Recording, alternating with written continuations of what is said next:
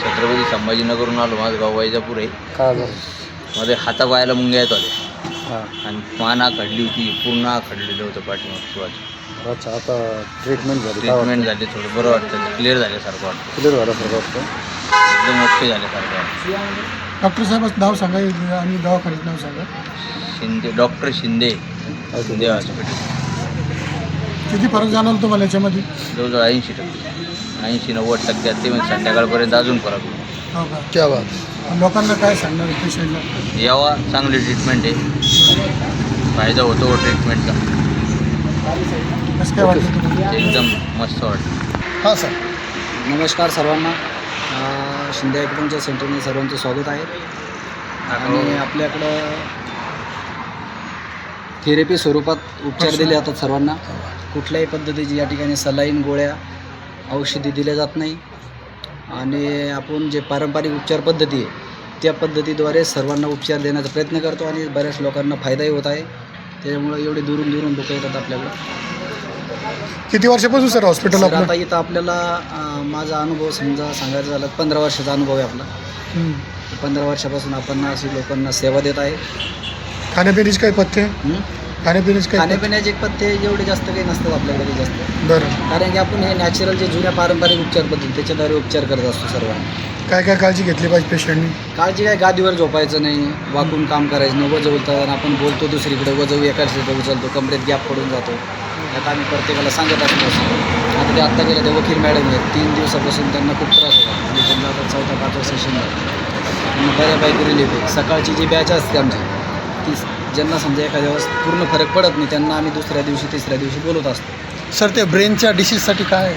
ब्रेनच्या डिसीजसाठी आम्ही समजा brain haemorrhage, आता ही जी छोटी मुलगी गेली तिला ब्रेन हॅमरेज, ते डोक्यात सूज आल्यामुळे ऑपरेट झालं होतं तिचं. तर तिचे आता आपण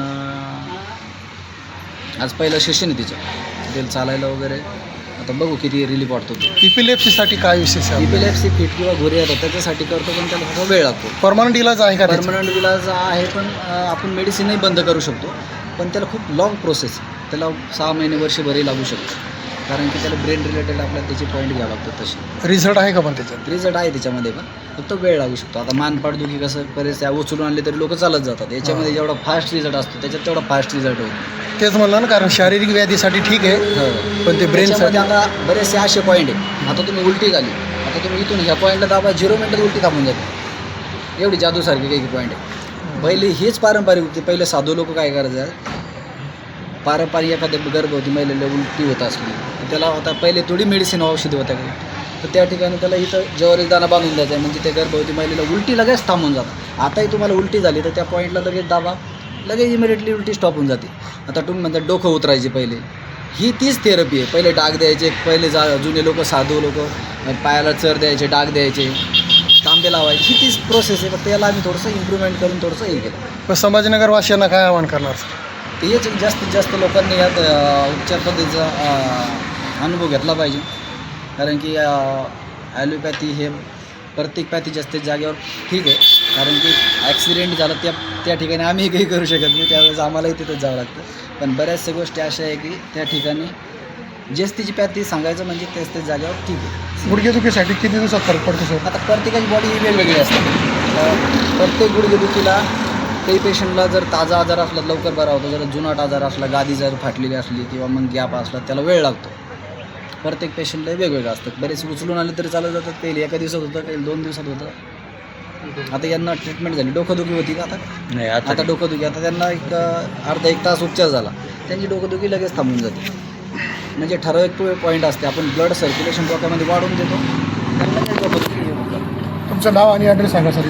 आता आपल्या इथं सारोळा पाटी, आपण सिटीमध्ये होतो, पण हे ट्रॅफिक खूप होत असल्यामुळं आपण थोडं सिटीच्या बाहेर आलो. सारोळा पाटा, फुलंब्री रोड आणि चौका, आपलं नाव? छत्रपती संभाजीनगर. रामेश्वर शिंदे आणि रोहिणी शिंदे. थँक्यू.